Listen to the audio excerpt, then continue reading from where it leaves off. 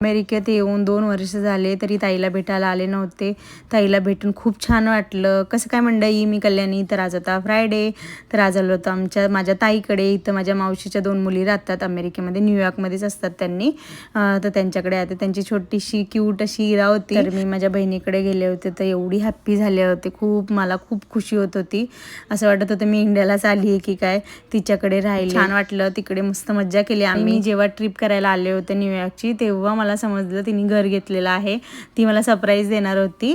तर तिचं घर बघू शकता. असं छान असं मस्त घर आहे तिचं इकडे अमेरिकेमध्ये तिने आता घेतलेलं.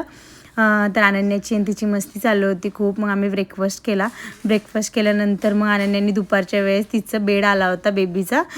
तर तिचा बेड आला होता तर तेच अनन्या सेट करत होती आणि त्यांनी पण खूप मजा केली. एकमेकांना सोडतच नव्हते ते. नंतर आम्ही बाहेर आलो मग दुपारच्या वेळेस.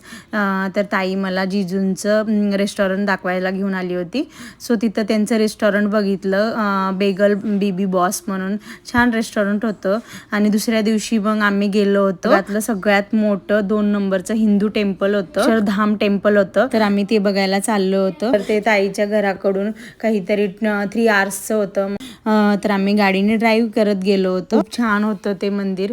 असं बघून असं खूप असं प्रसन्न वाटत होतं. मग आम्ही तिकडे सगळे व्हिडिओज घेतले, सगळे व्हिडिओज काढले, फोटोज काढले. छान वाटलं आम्हाला तिकडे जाऊन पण. तुम्ही इकडे बघू शकता एवढं छान काम केलेलं आहे त्यांनी. सगळं रेखीव काम, छोट्या छोट्या गोष्टी किती छान प्रकारे त्यांनी केलेल्या आहे.